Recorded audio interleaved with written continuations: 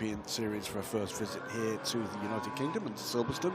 And it's great for the entire European Le Mans Series to be back here for the first time in 6 years, Johnny Palmer. Great stuff. This is what occurred, and that was just, well, odd, wasn't it? It's eagerness to get heat in the tyres on what is a coolish day. Yep.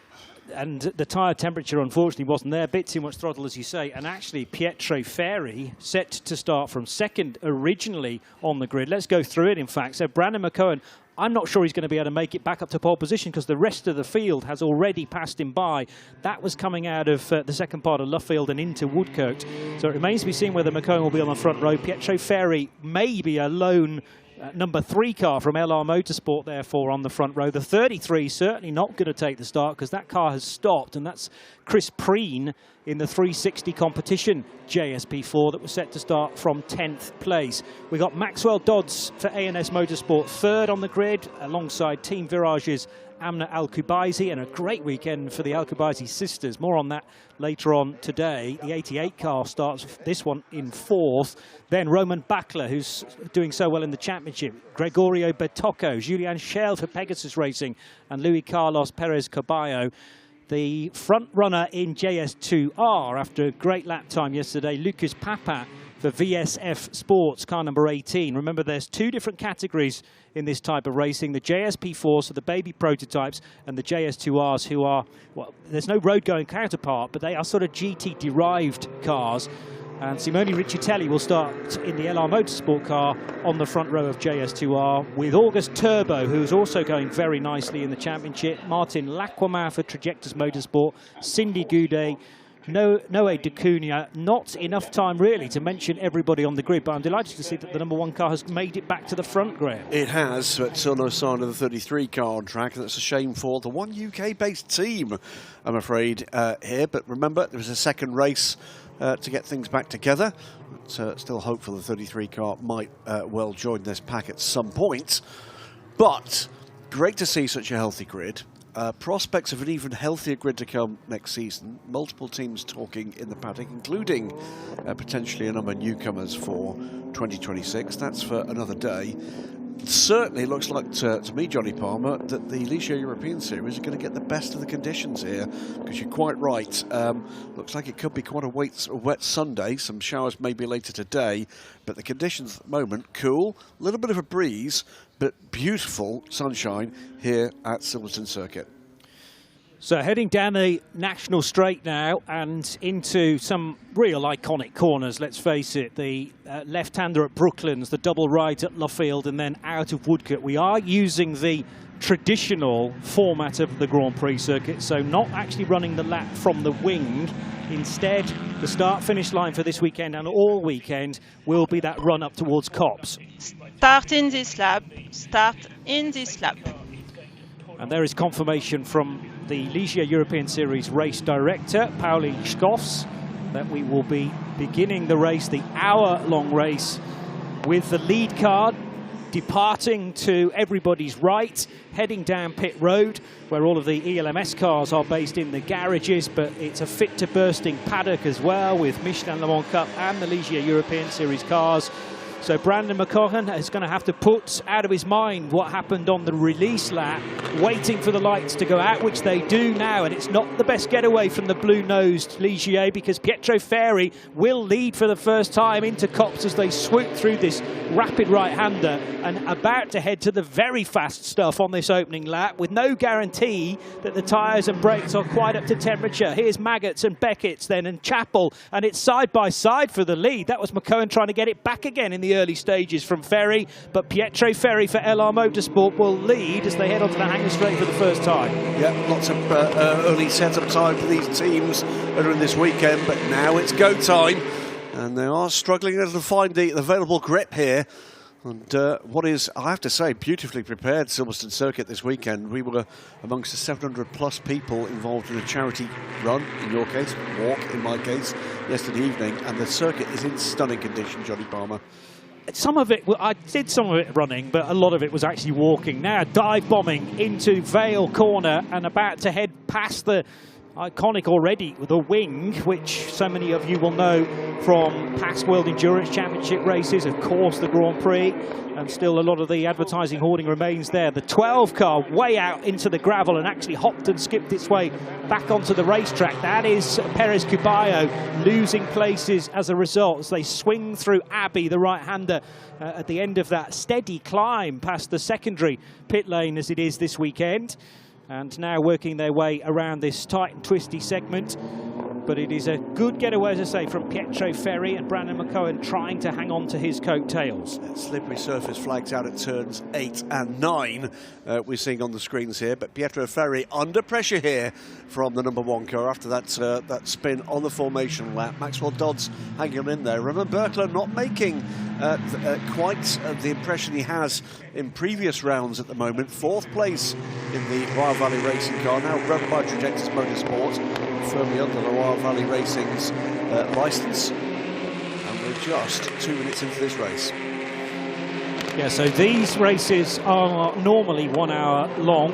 We have 2 of them today and not a great deal of turnaround between the 2 events. So ideally keep the car as clean as possible. Now McCohen's got a very good run on Pietro Ferri as they come out of Copse Corner, and it's going to be the bravest of the brave reaching the twisty section at Maggots and Beckett's, but still Ferri stays in front. That wasn't the quickest run for either of them though into that segment of the track, so it means that Max Dodds is right with them and Roman Backler, who leads the JS P4 Championship by the narrowest, well not quite the narrowest of margins, but a narrow margin of 4 points over Eco Segre and Max Dodds. So this is a championship battle as well. That's to the lead, and from 3rd, looking like getting into 2nd. Doesn't quite make it, the ANS Motorsport car, but getting away now. Pietro Ferri, good move, made it count, and now, sorry, Pietro Ferri, by McCorgan, wasn't it? Pietro Ferri under pressure in 2nd place. McCorgan is getting away here. He is now that he's made the move on Ferri, but I reckon you're right that Backler is now ahead of Max Dodds, and that could be crucial for the championship. Yes, that is the case. So Backler headed to Silverstone with a 4-point advantage over Max Dodds and his teammate Eco Segre, and the target, if he can't win the race, is definitely to outperform the number 6 car, which he managed to do around the outside at Stowe Corner. Seen that done a number of times in other categories in previous years. But again, you've got to have full faith of the downforce and the fact that the track's going to offer you the necessary grip as they're back onto the Wellington Straight for the 2nd time. And again, the race leader under huge pressure. Ferri around the outside at Brooklands. And of course, the next corner is the right-hander at Luffield. So that should cement it for Ferri. And what about in the background? The number 22 car of Roman Backler might have to have a say in this as well. Backler thinking about 2nd, but can't quite get there. What a move from Pietro Ferri. Take the lead, 3 corners ago it started, finished there, still not over, and up the inside again goes McCorgan, and Berkler looking to make good too. He's right under the rear wing of Ferri, goes to the outside and may well take 2nd place here, Johnny. No time at all to feature the JS2 Rs, which are being led by Lucas Papin, but we're quite rightly focusing on what's going on into Maggots and Beckett's again, and Backler is through and ahead of Pietro Ferri. So the 22 car now has clear air between his car and the main championship rival, 4th in this little battle pack. But it is actually drawing others in as well as they swing from left to right down the Hanger Straight, trying to break any sort of toe. The next car in the background is the yellow of Team Virage, and that is Amna Al-Kubaisi. And the Al-Kubaisi sisters have a very quick car this weekend. They're clearly loving being here at Silverstone, extracting some good lap time. It was Hamda who was drawing all the headlines with a pole position for the 2nd race later today. And much celebration yesterday when she achieved that. Bumped into their WC race-winning dad, Khaled, now happily in retirement, but retirement for his day job. Watch this spaceman may be coming back to racing, and he was absolutely over the moon with their qualifying performance. So watch for that one later today. But this leading group of 4 really doling out the entertainment. We move, though, briefly, probably, to the JS2Rs, and it is the VSF Sports car, the number 18 car, Lucas Papin, fending off Simone Riccitelli in the number 7 car. Well, again, these are the three that are involved in the championship. Papa, Riccitelli and Turbo, who actually leads the championship, but in this scenario is third on the road in number 57, the all-black 57 for the Danish start. So 129 points for Turbo.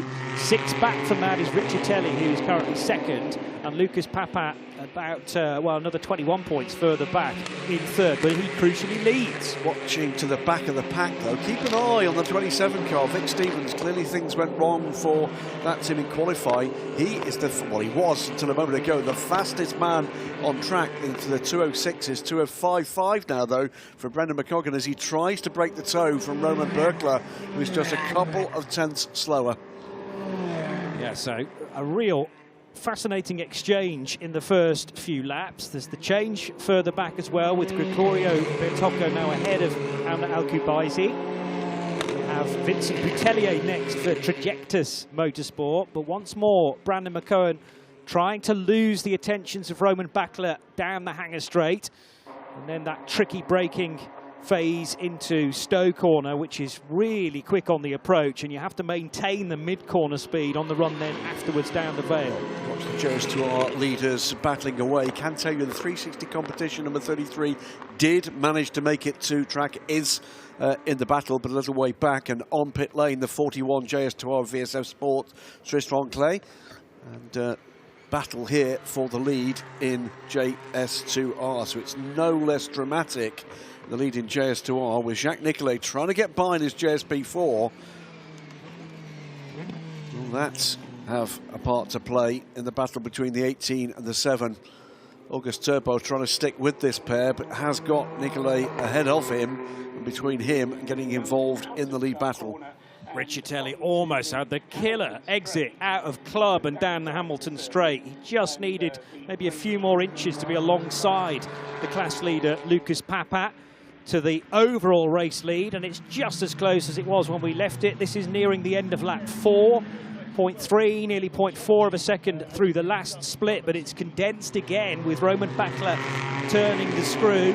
So they're about to complete another lap by swooping across the home straight, if you like.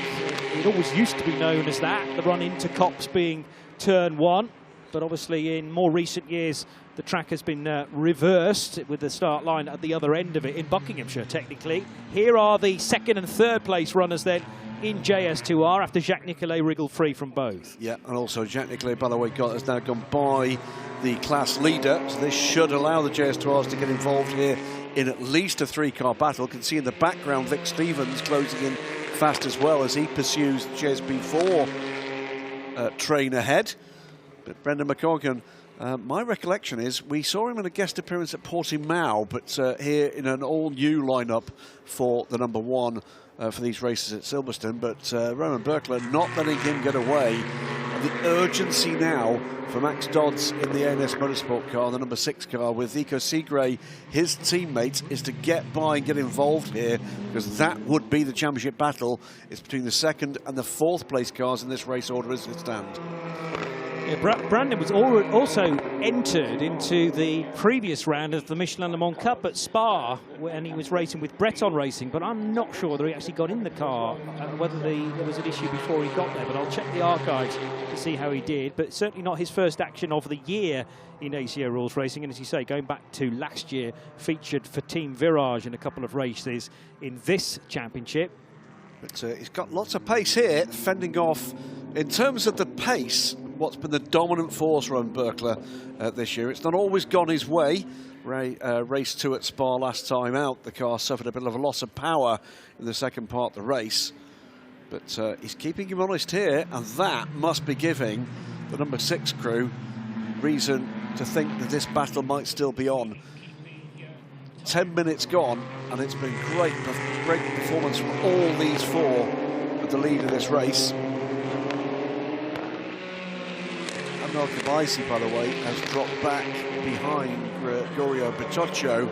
They are linked by a racing car, 5th, the 60 car. You can see they're ahead of the Virage car in its traditional yellow, orange and black colours.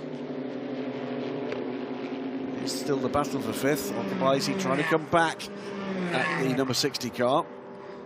Again, that battle far from over. Another fastest lap of the race, and again it goes to the leader.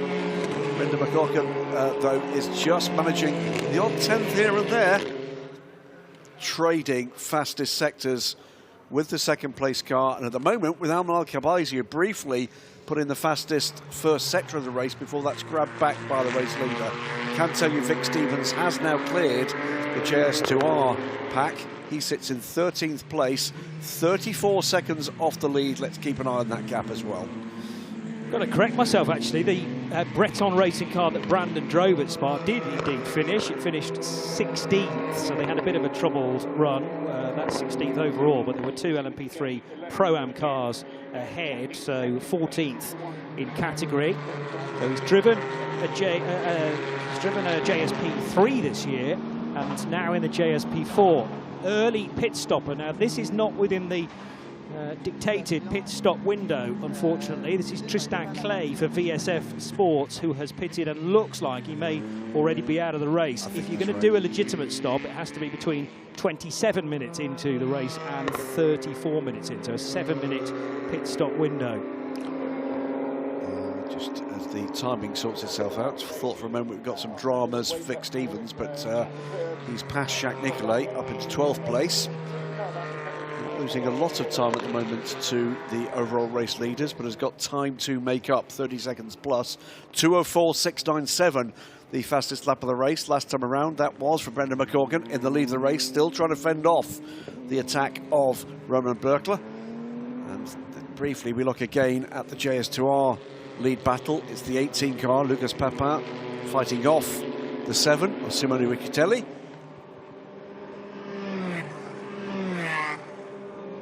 So 1 or 2 laps being observed as well about track limits. This is such a fast circuit, so therefore it'll be high on fuel burn, something for those teams involved in Michelin Le Mans Cup and ELMS to be mindful of later on in the weekend.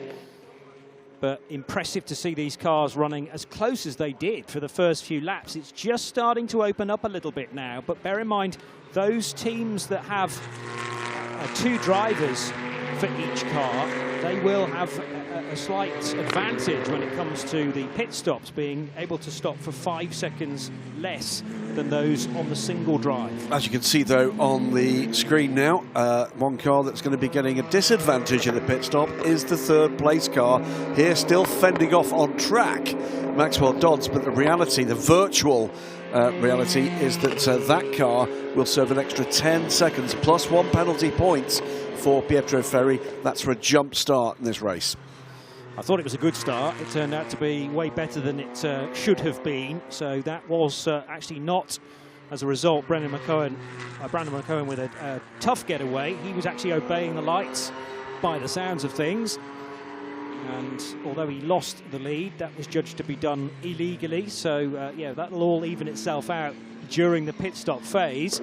Oh, a lock-up for the leader in JS2R. That was heading into Vale and Club, and now the green and white car of Lucas Papin under even more pressure from Simone Riccitelli, the number 7 LR Motorsport car. Riccitelli's going to do the whole race, so he'll have to spend 5 seconds longer compared to the 2 driver lineups in pit lane. Pit lane entry here is a bit awkward. There's no blend line, actually, and you have to make sure that you're well over to the right-hand side, exiting Luffield, to avoid any sort of clash as you head for the mid-race interval. 3-car battle here for 8th place, headed by Luis Carlos Perez Caballo and Julian Schell, and then Andre Vieira, ASM Motorsport, Pegasus Racing in the sandwich between the 2 ASM cars, and keeping themselves pretty honest there. Bit of a tail wag there as they come through cops from Julian Schell, but gathers it all up. No further dramas for him. This is rather frustrating for Maxwell Dodds at the moment, because he wants to be with Roman Berkler and ideally fighting to get ahead of Berkler for fear of giving more points away to the championship leader. It's been a fascinating fight, yin and yang, throughout the course of the year. Berkler, his season started disastrously with a non-finish in Barcelona, but then steadily he's been building the points. 3 wins on the trot. One in the second race at Le Castellet, 1 in the one-off event at Le Mans during the test day there, and then the first race at Spa, he was also victorious. Again, which way is Riccitelli going to go next for the lead in JS2R? He's not quite made it yet, and as these two jostle for position, that might bring August Turbo back into the mix. Yeah, Lucas Papin, the masterclass here, isn't it? Not allowing any way by from his tormentor, and their pace is still good because August Turbo has not managed to quite close that gap either. So great stuff in the lead battle for JS2R. Great stuff, we know, in the battle for the overall lead. And Brandon McCorkham, by the way, with 2 laps to go, the fastest lap of the race, a 2:04.1, 1:79 in fact, is pulling away just a little, 10th by 10th, from the challenger Roman Berkeley. Again, slightly too deep for Papin. I thought he was doing that measuredly, but in fact, Riccitelli snapping at his heels now. It was just a slight late braking, or the tyres didn't grip as the green and white car turned in, and Riccitelli has him on the back foot. They head along the Hamilton straight now through this really fast right-hander at Abbey. And all of a sudden, August Turbo is with this battle now. So that was a bit of a stumble from the race leader. Commentator's curse maybe coming in a little bit there. Cracking stuff. Tight and twisty section through Village, the loop, Aintree, the left-hand kink onto the Wellington straight. And that segment, which is still a relatively new addition to the Silverstone Grand Prix circuit, provides so many overtaking opportunities. Now a good run for the 29 car of Julien Schell. Now the other way round, I'm afraid. It's Andre Vieira in the 44 car that's just gone by Schell. That was Schell just trying to put the car back under pressure. Came into Maggots Beckett's, but hasn't made it back by, so it is now ASM Motorsport 8th and 9th, Pegasus Racing 9th and 10th, and in fact somebody's dropping down the order here. It's Vincent Boutellier. Has he had a moment somewhere? Well, Dodds as well. Why is Max Dodds all the way down there all of a sudden in car 6? He was in 4th position and pressurising Pietro Ferri, but Max Dodds, oh, he's reinserted. So I think it's a bit of a timing glitch.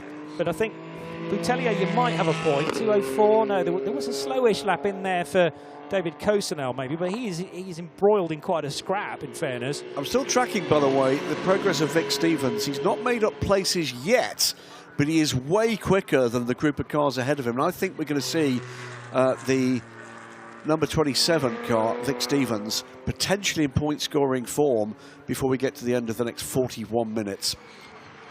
3 together. You might be asking how this is likely to pan out when we get to the pit stops, just under 10 minutes' time. Well, Lucas Papin shares with Stephen Paulette, so they will buy back 5 seconds on Riccitelli in behind and August Turbo, because both Riccitelli and Turbo will be doing the second stint as well. And Steve Paulette has been mightily quick. He was epic last time out aboard this car. This is going to be quite the battle, isn't it, through this next 41 minutes, if there's no other dramas outside of the racing, and the racing's providing plenty of that already. Looks like Amna Al-Khabaisi is on pit lane. In the case of the number 1 car, there have been 1 or 2 tweaks to driver lineup, so I'm still expecting Brandon McCohen to have a teammate and therefore to be shorter in the pit stop compared to the 1 driver teams. Roman Bakla, Leo Sami, Algerian licensed driver, I believe, is going to be aboard that car later. Again, a pit stop out of the necessary window. Yeah, you could very clearly see rear right puncture or flat for Amna. So Riccitelli trying to move on Papin, but that might not come off because here comes August Turbo trying to get a good exit out of Luffield. In the end, they're all going to stay in the same order, but excellent dicing again. That was a ripple effect where Papin didn't get the ideal run into Brooklands, therefore briefly giving Riccitelli the advantage. But then as Riccitelli couldn't get by the green and white car, August Turbo thought, well, I'll try and get second place in the process. And in the end, they all had to back out of it. But this is about just measuring where your car is stronger than your opponent's and going for a full-blooded manoeuvre rather than those half-hearted ones, which can so often result in an incident. Cracking battle, this, in the class. I'll tell you, by the way, whilst we watch the looking for the toe, maybe, that Brandon McCorkin all of a sudden is the gap back under a second again as Roman Berkler gathers himself and pulls another couple of tenths back from the Irishman. out of Stowe Corner and now up towards, or down the Vale and into the right-hander at Club. And first, second, third in JS2R. You could throw a blanket over them as the wing now comes into sight. There it is on the right of your picture. This heavily populated part of the racetrack now, when it used to be, I remember when it was all fields. All fields around there? Yeah, yeah. Yep. And slowly and surely these mighty structures have been included in the Silverstone furniture, and it's like they've been there forever now. Well, no, we've got the cultured voices out there for trackside communications for Paul Truswell, Martin Haven and Alan Hyde. They remember when it was all black and white around here. It's also true, yes. Yeah, there are one or two fans, clearly, of the World Endurance Championship that have arrived here at Silverstone, not expecting Martin Haven to be the voice of this weekend either. But, well, I think some of them were pleased. Some of them. There was at least one. Yeah. Seemed overwhelmed by his presence. Yes. There are other comments as well, but I'm not sure I can necessarily make them. So back to the racing, and now a return favour perhaps from Shell on Andre Vieira after that tremendous overtake from the Portuguese not that long ago. I think that's David Cossanel. I think Cossanel has gone by Julian Shell. Oh, okay. I think there's been a switcheroo with the two Pegasus cars. Yeah. So 44, which is the second of these, they're all chasing the 12 of Luis Carlos Perez Caballo. So there's the 12 and the 44, and then the next car is the 29 of Julien Schell. So it is Schell ahead of Cossanel. Just going to say, keep an eye on the background, because it's not going to be too much longer before we see Vic Stevens. He's closing in on this battle to the tune of 2 to 3 seconds a lap. Car 44, meanwhile, that is Andre Vieira. He's in the middle of that battle, is under investigation for track limits. Those investigations tend to go in one direction. Max Dodds, but meanwhile, frustration for him. He's got the number 3 car ahead. He's not managed to clear that car at all in this race. Number 3 car with that 10-second penalty to come. So virtually is behind. Here comes Dodds to the outside. Not quite the way through there. The door closed pretty ruthlessly by Ferry ahead. This time up the inside, tried. No way through there either, but frustration coming, I think, from Maxwell Dodds. He wants to get through and get back onto terms here, and he's struggling to do that in this phase of the race. I wondered whether Pietro Ferri's car just stepped briefly out of line there, heading for Maggots, which is not the place where you want the car misbehaving on you. We are going to see one of these cars stepping out of this battle. That investigation didn't take long. The 44 car running 7th of Andre Vieira. But after he overtook his ASM Motorsport teammate, and that was around the outside at Brooklands. So tremendous overtake, staying just about within the track limits, but because of earlier infringements in that regard, it's a drive-through. It is a drive-through penalty, sadly, for the Portuguese. Brilliant battle goes on here in the lead of JS2R, and people, the early comers here at Silverstone, are going to be treated to some great racing again in the Ligier European Series. Good, clean racing we've seen all the way through this season.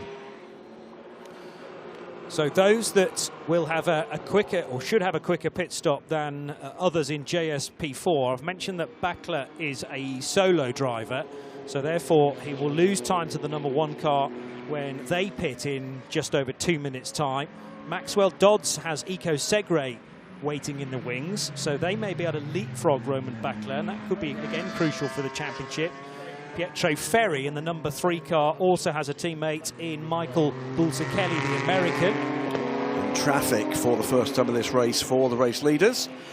And Brandon McCulkin makes it through. Has lost a few tenths, though, with the pass on the first of JS2Rs. And just looking at what this is going to mean, by the way, that drive-through penalty will, of course, cost a couple of places to... Maxwell Dodds is through to 3rd, and it's a black and white flag for car 3, Pietro Ferri, for driving standards. The manner of his defence of that position, I'm guessing. Yes. August Turbo, meanwhile. To 2nd, no, because Riccitelli now leads. Yes, he does. So Riccitelli's got ahead of Lucas Papin. The green and white car now down to 2nd, and the all black of August Turbo is still in 3rd, perpetually 3rd it seems. There's a bit of traffic up ahead of them, but I don't think that's... has that affected things?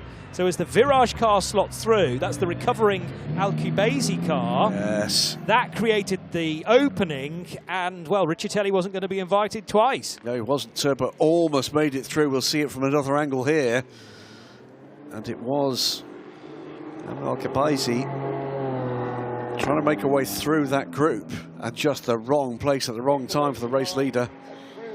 So after that puncture, remember when the 88 car had to stop outside the window, so still Amnar will come down pit road within the 7-minute pit window and hand over to sister Hamda, with the race leader in JS P4 still under big pressure, Roman Bakler in number 22. And it was that traffic that's given the opportunity for Roman Bakler to just make that that gap just that little bit smaller. Quick shot there of Strategeic Motorsport boss, multiple Le Mans winner Benoit Treillouet on pit lane. His immaculately prepared cars, unfortunately not seeing one of their JS2Rs after heavy damage with the start line collision at Spa. I'm sure we'll be back for Portimao. First and second still absolutely together. There's then a 5-second gap back to Maxwell Dodds and Pietro Ferri, with the black and white warning flag already being flown in his direction, but Ferri is still with Dodds. Half a second separate third from fourth places. Pit lane window is now open, and the first stopper in JS P4 is Gregorio Bertocco for Iron Lynx by M Racing. We'll tell you, by the way, the recovering Vic Stevens with that drive-through for the ASM Motorsport 44 car, Ron Riviera, is now into a point-scoring position from the back of the grid. It's been a stellar stint from that car. Luis Carlos Perez Caballo is the next pit stopper, as is Vic Stevens in that 27 car. Yeah, Vic, absolute star at his home track at Spa-Francorchamps last month. Not doing as well at a track that maybe he's still learning, in fairness. Still a young driver. Well, I have to tell you, I mean, his best lap, I think, was 3/10 off the overall fastest lap of the race. So even with traffic, he's put up some stellar pace. I wonder whether or not we'll be seeing more of Vic Stevens, not just this season, but next, and where. And he is absolutely going to be one to watch. Yeah.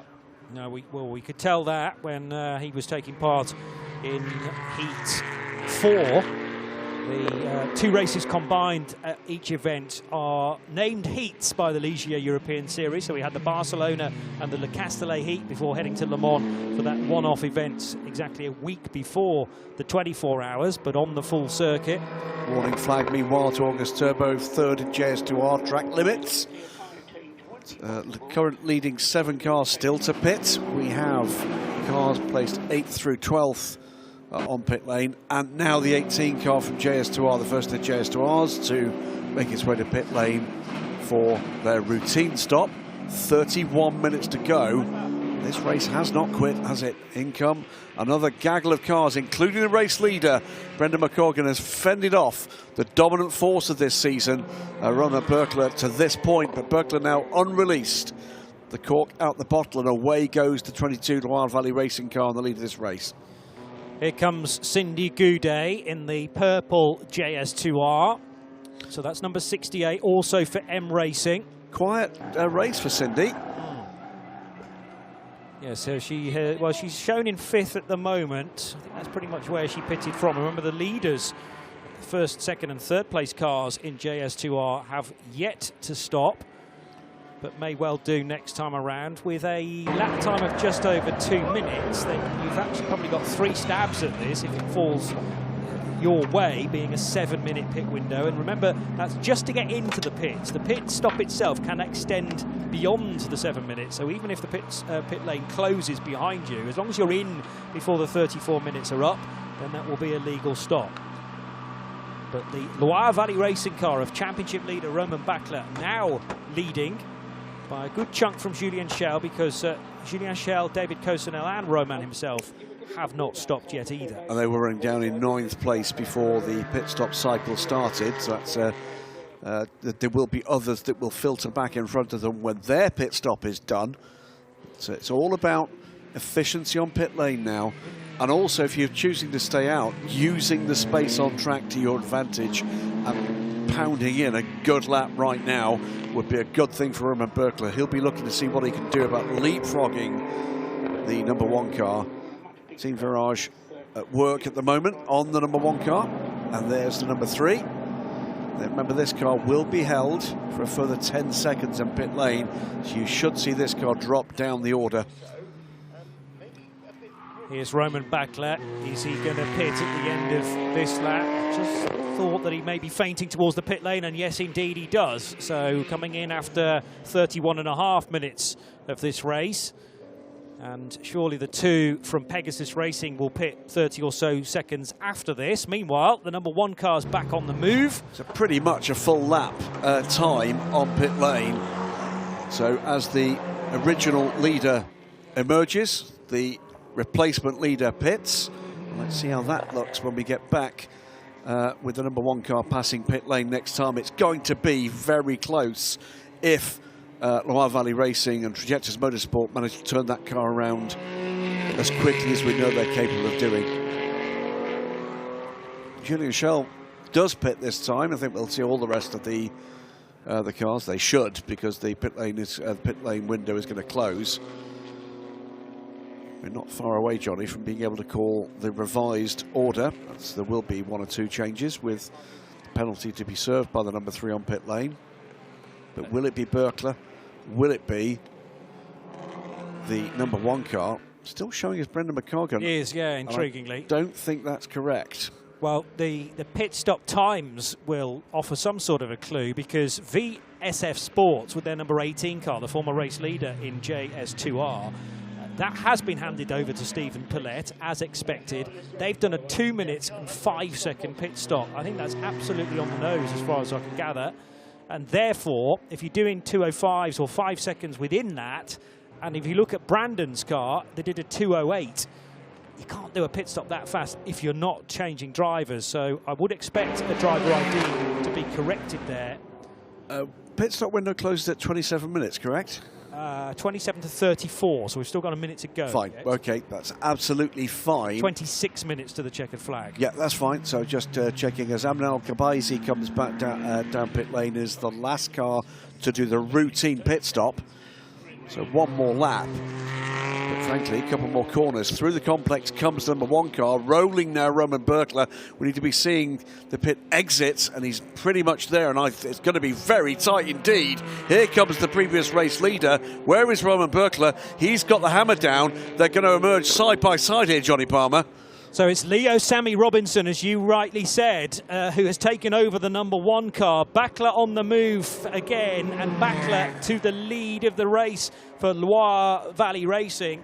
But what has Robinson got up his sleeve with a lap already in the back pocket, and he will therefore, well, yes, know the track, but actually not as well as Roman Berkler, who's already done over half an hour. But Berkler's exit out of Chapel is maybe not ideal down the Hanger Straight, and totally in his silhouette is Leo Sammy Robinson, having taken this car over from Brandon McCohen.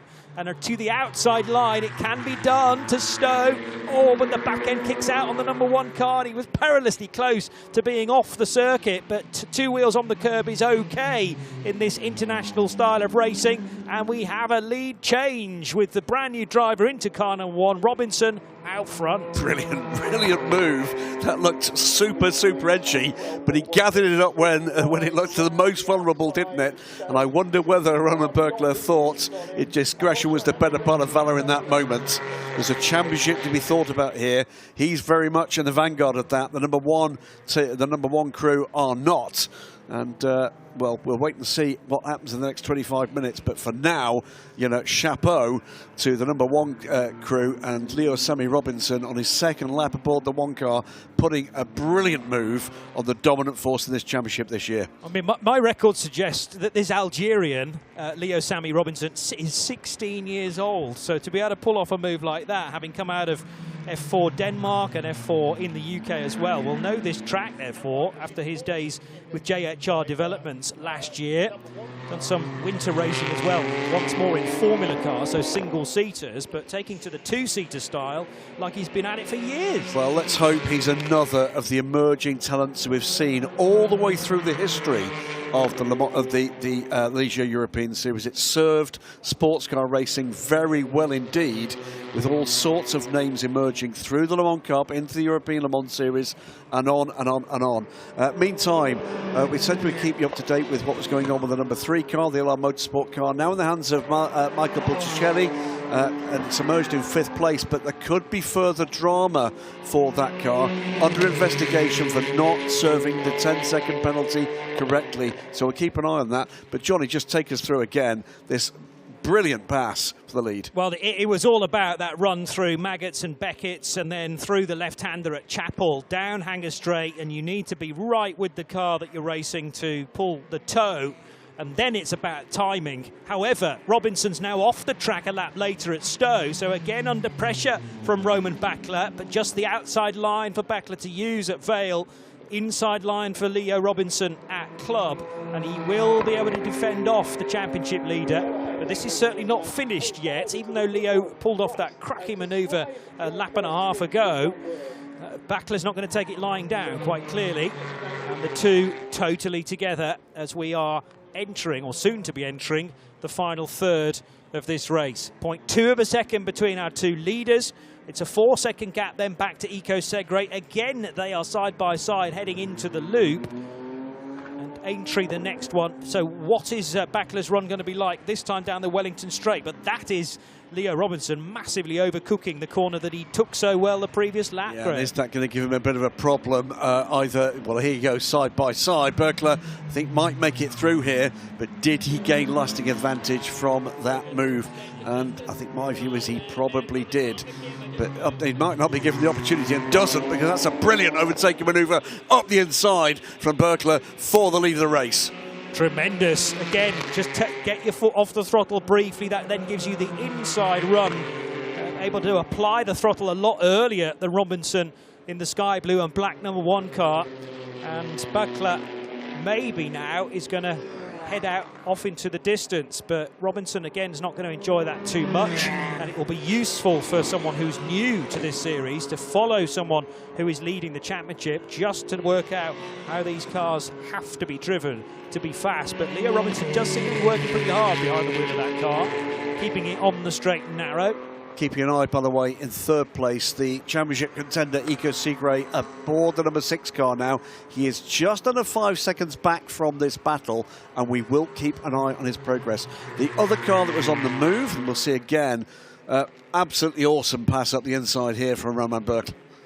Didn't need much persuasion, and that gap just opened up beautifully in front of him. He read that absolutely beautifully. Yeah, probably knew that there was a slight mistake upcoming purely because of the line of Leo Robinson's car through Brooklands and the early part of Luffield, and therefore knew that the number 1 car was going to run a tad wide and that Roman needed to be there to plug the gap, which he absolutely was. This This is the battle for JS2 R. Steve Paulette now aboard the 18 car. That's back in the lead. Simone Riccitelli, as you quite rightly said, that was 5 seconds more on pit lane, but he's closed the gap back up. It's a 2-car battle now for the lead in JS2R. As we watch these cars come towards us, can tell you the progress of the number 27 car that should now be in the hands of Jude Peters. It's still being shown as Vic Stevens, clearly in a battle for 7th place. Just the timing, it's a bit quirky this morning. Adjust it back to 8th for the 27 car from the back of the grid for that Team Birage car. Looking at the pit stop times, there is one that is questionable, I'm afraid. That's the number 12 ASM Motorsport car of now Ruben Hage, who has taken over from Luis Perez, the Mexican. But they did a 2 minutes 4 second pit stop.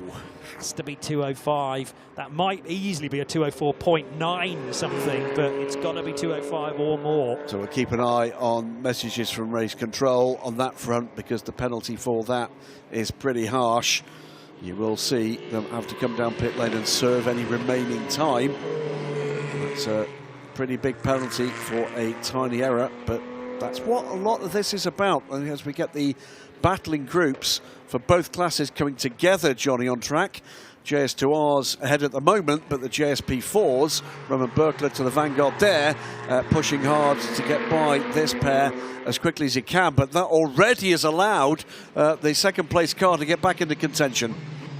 Potentially an issue now at Brooklands corner at the end of the Wellington straight, but this is not that part of the circuit, so these leaders in JS2R have a bit more clear air to continue racing.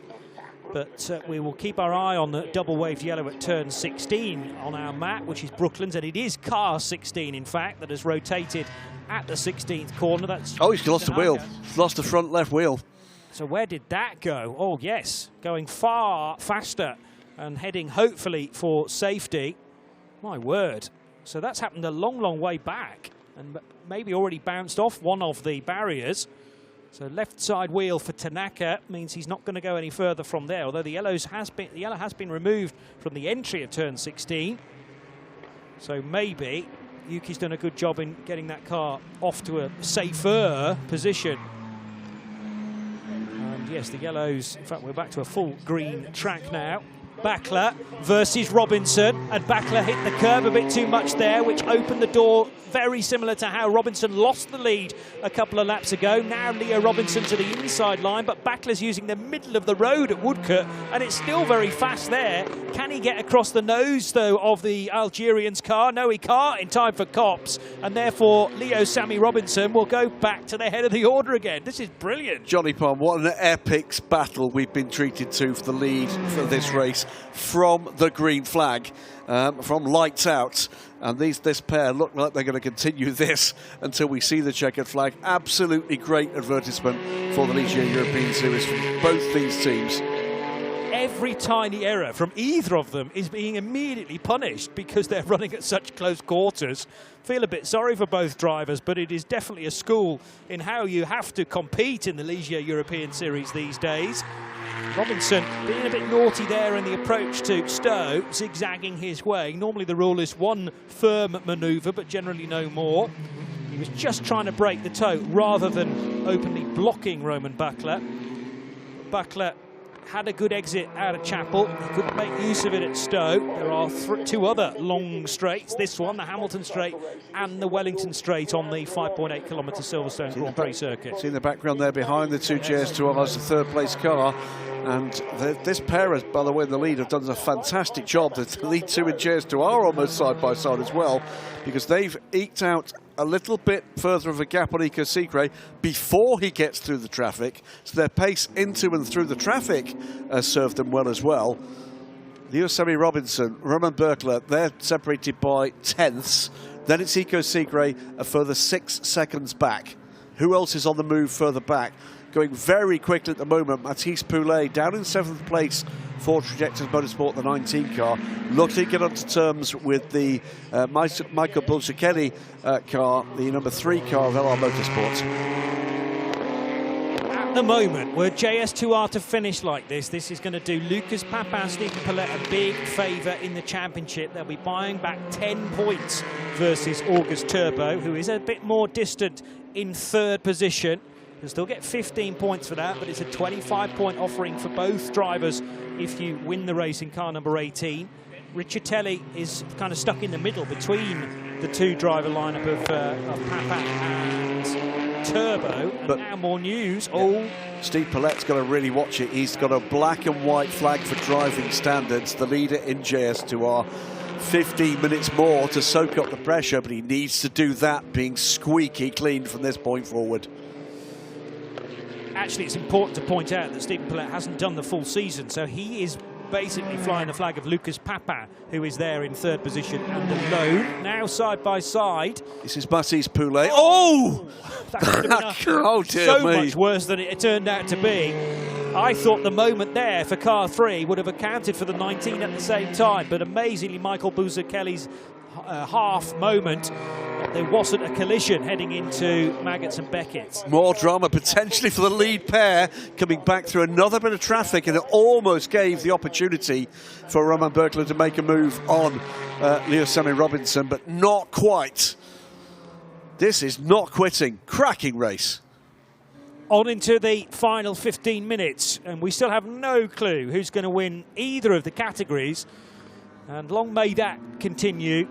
Roman Bakla has worked out precisely where his car is stronger than the #1 car. Of course, it's more difficult for Bakla because he's got two different driving styles to cope with. One in the first half, and now this one in the second half from Leo Robinson.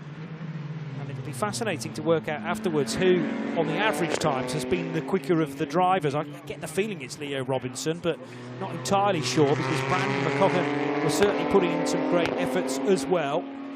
This time Robinson's just fainting slightly ahead with maybe a car length or two that he didn't have a lap ago. We'll also report, by the way, after that drama we saw for Michael Bunzichelli, who already, remember, is under investigation. He's given up that position to Mathis Poulet. Is up into 6th place and pulling away his next target. Ruben Hage is 5 seconds up the road at the moment, a little quicker than Mathis Poulet. We'll further add that there is a further investigation underway, and that's into Pegasus Racing Yuki Tanaka for unsafe release after the loss of that wheel, the 16 car. Ah, yes. And that car has stopped out on circuit, but presumably now in a place of safety with the yellows withdrawn. Yeah. Berklet has not given this one up, and why should he? Oh, wow. This has been nip and tuck all the way through this. Little bit of forceful defence from both drivers, it's got to be said, when they've had to do that. But 13 minutes more to enjoy of this. There's your category leaders, top right, first, second and third in JS P4 and JS2 R. But, well, certainly the top two in each category threaten to change with every corner. And again, getting very, very close to Stephen Paulette in the green and white Massif sponsored car is the white and grey of Simone Riccitelli. They have broken free now of the championship leader, August Turbo, who in turn is not really under any pressure from Martin Lacquemat, who is at a safe distance of 30-odd seconds back. As we watch this pair, and keep an eye on it, because this is another pair that looks like it could change at any moment. Eco Secret is dropping off the back of the lead pair. So at the moment, Leo Sammy Robinson is doing Eco Secret a favour by just keeping the points gap up. He's effectively, Berkler dropping points here to the race leader, which is helping Seagrey, who's still in this championship battle. But still, race to come this afternoon, and two at Portimao up the inside. Is there a bit of room there? Tried to force him off at the apex, didn't quite work. He's managed to get the optimum line through the next right-hand turn, and that's enough to see, well, order regained or retained in the JS2Rs. Fastest lap of the race, meanwhile, has gone to Leo Sammy Robinson as he again ekes out another couple of tenths. Now it's nearly 9 tenths of a second ahead of Roman Berkler in the lead. This, though, is the battle for JS2R. Robinson will get a chance to start a race later in the day. For all the two driver lineups, the drivers going in second in race one get to do the race start this afternoon. We haven't yet seen anything from race control about the pit stop time for Ruben Hage, who's now up into 5th place, by the way, and is pushing on. I presume he may well have been told by the crew that he needs to do that in anticipation of any penalty to come. Not that he wouldn't be doing it in any case, but he's pulled out 5 seconds now on Mathis Poulet. But last time that came down a little bit. Through comes JS P4 on this pair in JS2R. Is that going to cramp the style of the race leader? It might, because up the inside now, taking advantage of the traffic, is a change. And then on the exit, I was bothered that the JSP4 might be a problem, but the JSP4 comes into its own down the Hamilton straight, so it's not a problem for Riccitelli. It's a critical moment, and it's been twice we've seen that at the same corner, Johnny, that a major change in position in JS2R has come with traffic from a JSP4. It's all about cornering speed, it's all about line, and read it very well indeed, Simone Riccitelli. He takes the lead of the race in JS2R on the LR Motorsport number 7 car, ahead of Steve Paulette. We've got under 10 minutes to go. On we go. Yeah, well, there's still scope for Stephen Paulette to get a good slipstream, but Riccitelli will be thinking, no, I'm going to break that toe as early as I can, but he runs a tad wide going into Brooklands, and late braking for Stephen Paulette. So still, the 18 car is well in attendance. And of course, he doesn't have to worry about turbo behind, because that's a big enough gap now, 7 seconds or whatever it is, 6 seconds back to the Dane, so he can fully focus on the car in front. Yes, Mathis Poulet is the latest JS P4 to get stuck into trying to put a lap on the JS2 R leaders. Here is our overall lead battle. And still just tenths, 3/10 of a second as they went across the line. JS2R lead battle. JS P4 trying to make its way through to lap this pair. Has already done the business with Steve Paulette. Simone Riccitelli is his next target. Surely no more dramas, and in fact this time the pass is going to be coming at I think a better spot for the race leader in JS2R. That opportunity for Steve Paulette not going to happen this time.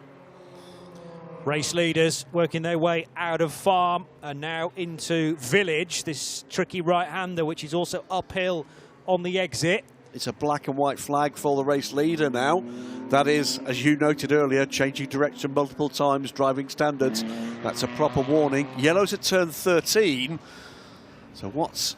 Well, that's just behind where these two leaders have gone, because... Yellow removed. Yeah, so that was at Village.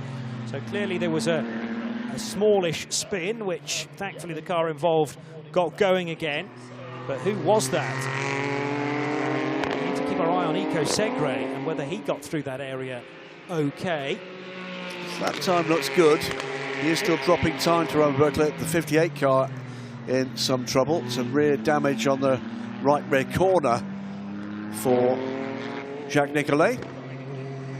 Middle sector's all right for Segre, but the spin, if it came, would have been in the final sector, so we'll get to find out who that was. No, Segre's time's okay, so maybe a little further down the order, one or two cars have had difficulties, but the race leaders, Robinson versus Bakla, still almost neck and neck. 0.7 of a second is maybe the biggest margin it has been, and Robinson really fitting with these cars like hand in glove. Fastest lap already to Leo Sammy Robinson with a 204.1. Last time around he did a 204.3. Well, note, by the way, second fastest lap of the race now came to the car that struggled to get onto track to start with, the number 33 car, now in the hands of Christian Brooks. He's put in a 204.124, second fastest lap of this race so far, and he's on another quick lap now, unfortunately too far back in the order after that delayed start. Yeah.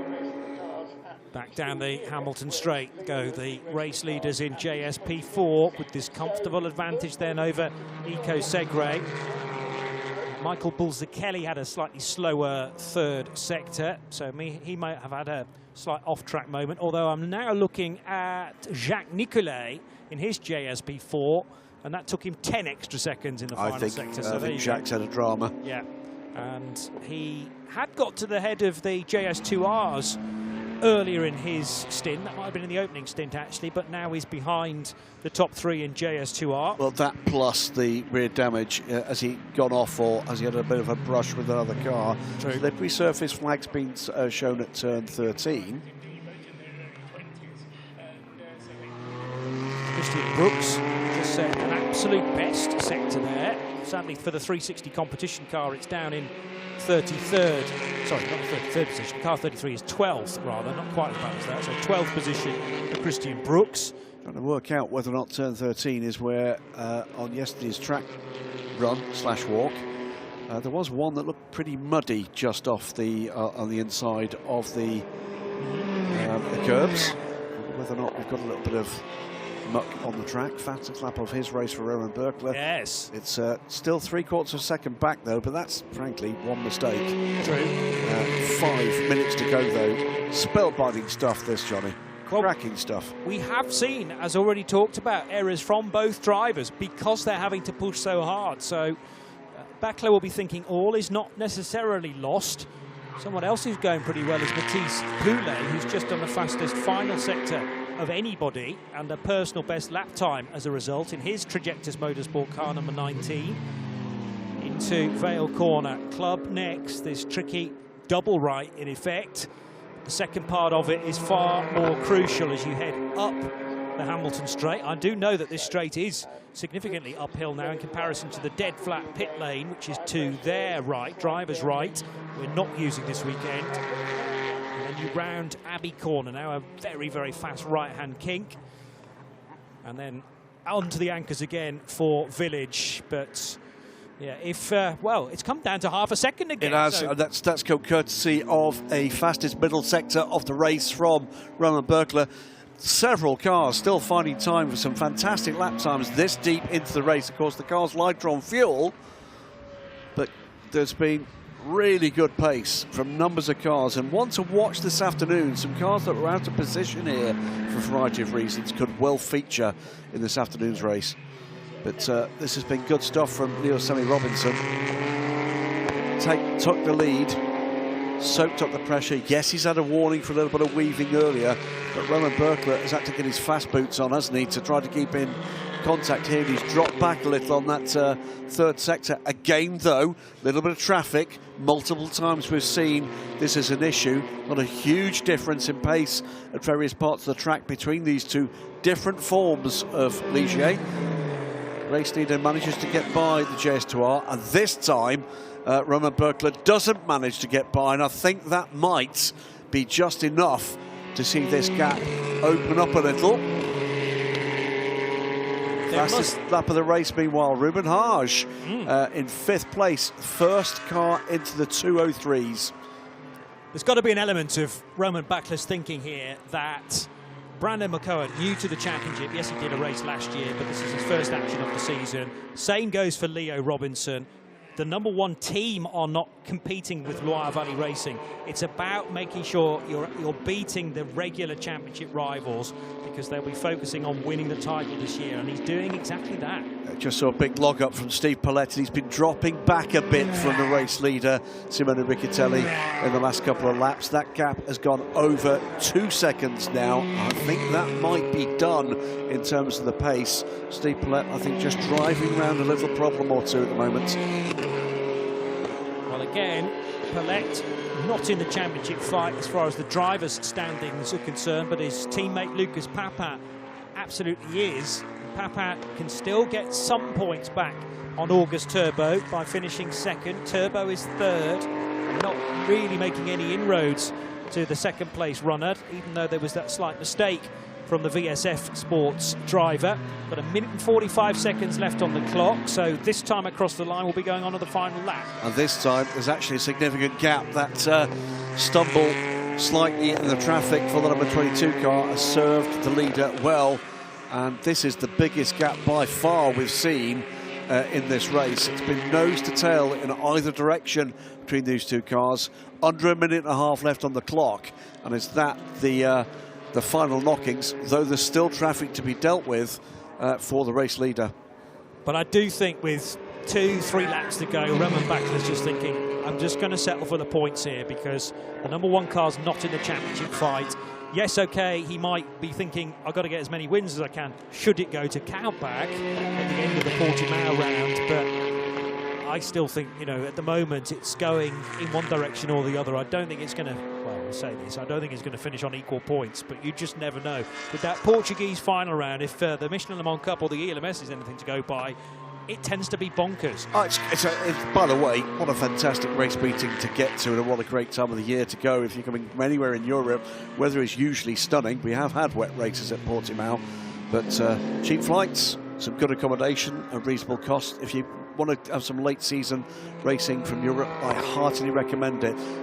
Through past the wing comes the #1, and this looks a race-winning gap now. A further fastest lap of the race, by the way. Ruben Hage chasing Nathan Biel, who's back in the championship here this weekend. We'll talk about Nathan when we get a moment with him on screen. 2:03.695. Ruben Hage is absolutely on fire. Metaphorically, not literally, I'm pleased to say. And I think he can catch Nathan Biel for 4th before the end of this race. It is the last lap for the race leaders. Yeah. Yeah, it's going to be fascinating to see whether Haj can do it. Unfortunately, I still think there's a penalty heading their way because they didn't serve the 125 seconds that they needed to in the pits, but that remains to be seen. Leo Sammy Robinson has shown himself to be a star of the making, certainly already in the Ligier European Series, together with his teammate Brandon McCohen. They've proved a real partnership to beat, and that will be the case, I'm sure, later in the day as well. But it is a win for Team Virage and their #1 car and their drivers McCohen and Robinson, with Roman Bakler getting very useful championship points 3 and a bit seconds further back. So he gets the 18, and then his championship rivals fewer points than that. Iko Segre, together with teammate in car number 6, Maxwell Dodds, about to head across the line. They do so now in 3rd position to complete the JS P4 podium. Meanwhile, the JS2 R leader, Simone Riccitelli, just heading onto the Wellington Straight for the final time now. Car 7, though, looks to have just about enough of an advantage at 1.5 seconds to take this to the line. So Ruben Haj didn't quite make it. Quarter of a second back from Nathan Biel at the line with another fastest lap of the race, a 2:03.617. But here comes our race leader in JS2R. So 1st and 2nd, they've been much closer than this for basically 55 minutes of the race, but they head across the line to take victory in the JS2Rs. The LR Motorsport car of Simone Riccitelli wins from Stephen Paulette and the Riccitelli's rival in the championship, Lucas Papin. So Papin scoring slightly better than August Turbo, but not as well as Riccitelli. And crucially for Riccitelli, of course, he's closed the gap that was 6 points. Actually, by my calculations, should take the championship lead at the end of that from August Turbo. Yeah, made it home comfortably, but Steve Paulette closed that gap on that final lap with his fastest lap of the race to just over a second, having dropped back a couple of laps previously. Some very happy faces down in pit lane. That was an absolute scorcher of a race.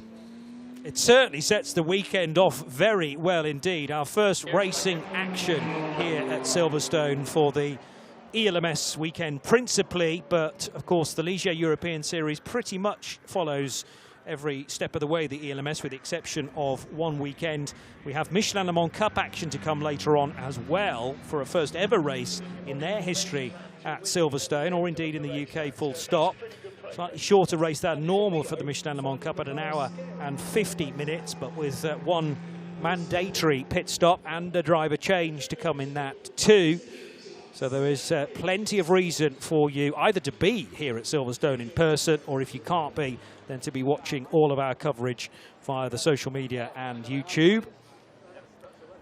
And yeah, that's set the tone nicely, hasn't it? It's a brilliant start to what looks like being a great weekend of racing, Johnny. More to come, remember, from the Ligier European Series this afternoon, when this young lady will be on pole position. Well, that's quite the thing. There's the overall results. So, Brandon McCohen and his teammate Leo Robinson win the race by 3.3 seconds after 28 laps from Roman Bakler, who has bolstered his championship push. Iko Segre and Max Dodds will be frustrated in allowing 3 more points to go in the direction of Bakler compared to their score. Then it was Nathan Biel for Iron Links by M Racing with Gregorio Bertocco, his teammate. Ruben Haj, still a bit of a question mark as to whether they will keep that 5th position for car 12. JS2R won by LR Motorsport's Simone Riccitelli, who provisionally will be the new championship leader heading for race 2 this afternoon, car number 7, ahead of Stephen Paulette and Lucas Papin for VSF Sports, and August Turbo, who was the championship leader, finishing in 3rd place, but still getting a decent 15 points to his name. Sadly, 2 non-finishers, Yuki Tanaka and Tristan Clay, but we got underway with the first ever British races in Ligier European Series, 9 o'clock on the dot, and it was a good start from Pietro Ferri. In fact, it was proven to be too good a start. He got away before the lights went out, but Brandon McCohen was able to get by him anyway. Eventually, he tried at Maggots and Beckett's on the first lap, but there was no way through. Real carnage up at Stowe Corner, including the 27 Virage JS P4, which was in early strife. That was the Jude Peters and Vic Stevens car. Kind of explains why Vic was so far down come the pit stop. Then Ferry versus McCowan into Maggots and Beckett, with also on their tail Maxwell Dodds in the gold and white and black car. Tremendous overtake, sweeping around the outside of Pietro Ferry at Stowe, but Ferry would try the manoeuvre back again, this time into Brooklands and Luffield, and Ferry able to get underneath the #1 car and retake the race lead. And this was just something to get used to. Changes are plenty with a different leader, it seems, twice every lap. And 4 breakaway cars in the early stages. Unfortunately for the Alcubasi family car, an early puncture would mean that Amnar would have to pit and get that rear tyre replaced. She did eventually hand over to Hamda Alcubasi to bring their car home to 11th position, but it'll be a much better start later on with a pole position for car 88 for race 2. ASM Motorsports also with a good showing, and the starting driver in car 44 being Andre Vieira. In fact, he would stay in the car after the pit stop as well. The JS2Rs, what an overtake that was for Simone Riccitelli, benefiting from a recovering Alcubasi car. And the JS P4 rather created the opening for Riccitelli then to dive bomb the massive car, the Lucas Papin and Stephen Paulette machine. Tail wagging on the #1 car now for Leo Sammy Robinson, the 16-year-old Algerian who took the #1 car over, but then fighting back again, Roman Backler. So he would lead this time coming out of Luffield and Woodcote, but not to be outdone a lap later. Really, having seen how it was possible out of the final corner, completing the move, Leo Robinson, at Copse Corner, and it was a copybook effort. Still not finished as far as the JS2R battling was concerned, but this was the moment where Riccitelli found the inside line at Club Corner to head past the wing. Remember that the 18 car with a lock-up there had benefited from the 2-driver lineup within that, spending 5 seconds less in the pit lane, but Riccitelli was able to close that penalty and eventually take the race victory. And it is a race win for Team Virage for their 2 new drivers, Leo Robinson and Brendan McCowan, and a win in JS2R for LR Motorsports, Simone Riccitelli, and the LR Motorsport crew celebrate in style. So Luca Riccitelli with a big grin on his face in the shadow of the BRDC clubhouse. And that really was a delight for all that were here, nice and early on Saturday morning here at Silverstone. Lots more similar action to come this weekend, we're hoping, Graham. Well, yeah, I mean, look, the ELMS is always doles out fantastic entertainment. Michelin Le Mans Cup brings with it its own dramas, but quite often the best racing of the weekend can come in the Ligier European Series. They've doled it out this morning. There's more to come this afternoon. Can't wait for that action. Another hour-long race to look forward to then later in the day. That is due to start at 1 o'clock. Our coverage will begin bang on 1 o'clock after the lunch break, so be sure to be tuned to that. My thanks to Graham Goodwin from Johnny Palmer. We'll see you later.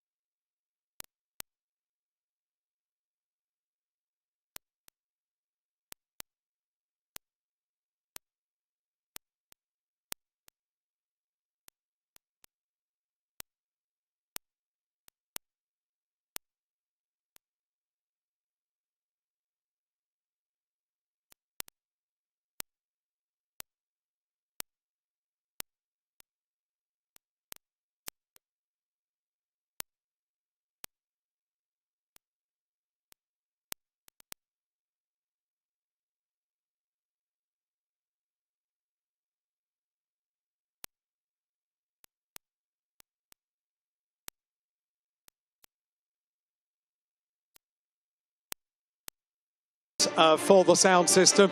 We are back on now, so can you be as loud as you like when we get drivers onto the podium? First of all, for the JS P4 overall podium, and we'll get the drivers and the team onto the podium in reverse order, starting with third place for the JS P4 overall. In third place, please welcome car number 6, ANS Motorsport and Eco Segre and Max Dodds. On the second step of the podium, car number 22, Loire Valley Racing, Romain Berkler. And on the top step of the podium, the number 1 Team Virage car, Leo Robinson and Brandon McCorkin. And we'll have a representative of the winning team, Team Virage, onto the podium.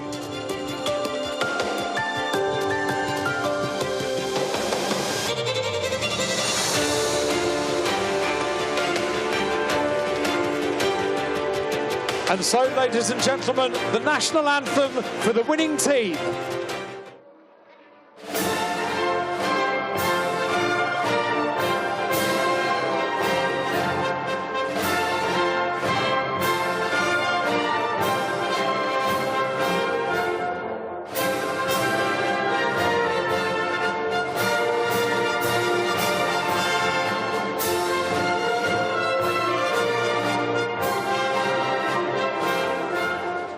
The national anthem of Poland for Team Virage.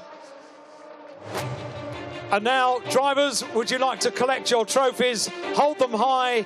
Photograph time, everybody.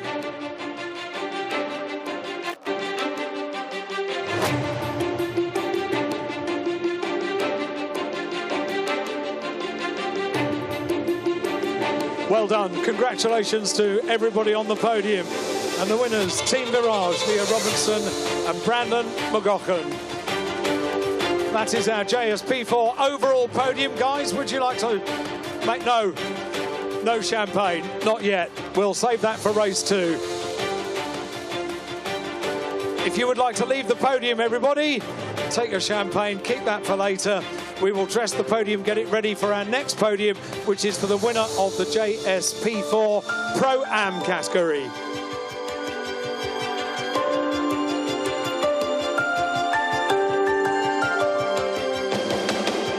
And the winner of the Pro-Am category in JS P4, the number 33 car, the 360 competition car, Christopher Preen and Christian Brooks. Well done.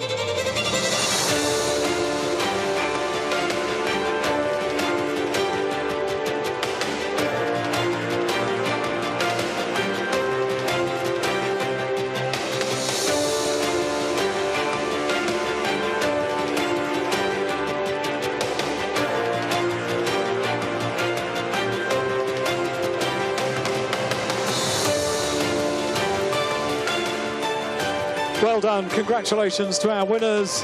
The 33 car, Christopher Preen and Christian Brooks, winning the Pro-Am category for JS P4. Our next podium is for JS P4 Am category. We'll dress the podium and get it ready to receive our winning driver, car number 58, HP Racing by M Racing. Well done to Jacques Nicolet. Well done. Congratulations. Our Am winner in the JS P4 category. And take the trophy, Jacques. Either one, take your pick, take both of them. There we go. And hold it high. Well done. Congratulations. And well done to the team HP Racing by M Racing.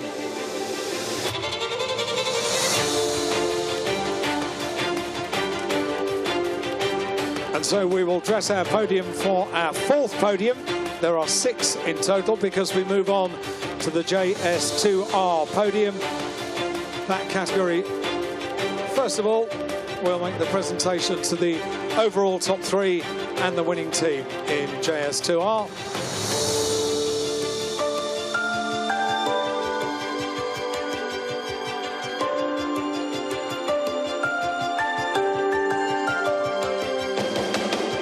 And we're ready with the podium presentation for JS2 R. Starting in third place, reverse order, number 57, the 23 events racing team, August Thurbo. Well done, congratulations to August.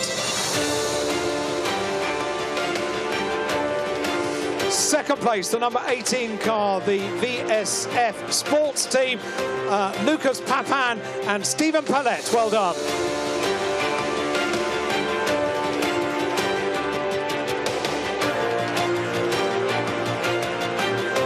And to our winner in the category, car number 7, the LR Motorsport car, Simon Rischitelli. Well done. Representing the team as well, LR Motorsport. Well done, congratulations.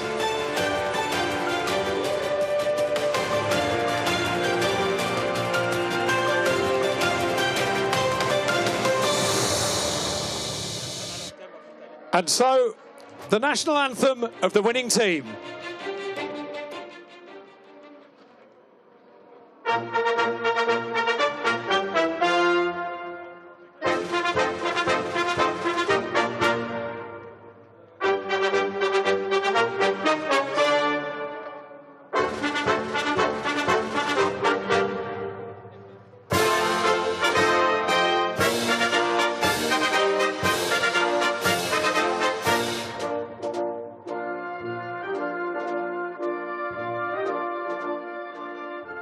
Well done, congratulations to our winner in the JS2R overall category. Simon Rischitelli takes the award on behalf of LR Motorsport. Hold the trophies high, Bibendum can wave, and that's your photograph, everybody, for the overall category. Well done. Congratulations to all of our teams on the top 3 overall podium for JS2R. And our final podium is the JS2R Pro Am category, because we had no finishers in the Am category. So our Am category not included, but our Pro Am category. The winner, car number 33, 360 competition, Christopher Breen. I beg your pardon, I'm on the wrong category there. It is the number 94 Pegasus racing car. That's Jordan Mayer and Alain Mayer. Well done, congratulations.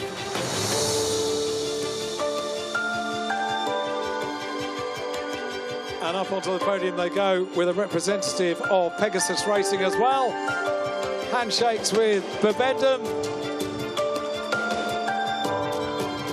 Take your trophies for the Pro-Am category, or the JS2R category. Well done. Congratulations to our winners, Jordan Mayer and Alain Mayer, and to the Pegasus Racing team. And that, everybody, concludes our podium presentation for the first of 2 races at Silverstone for the Ligier European Series.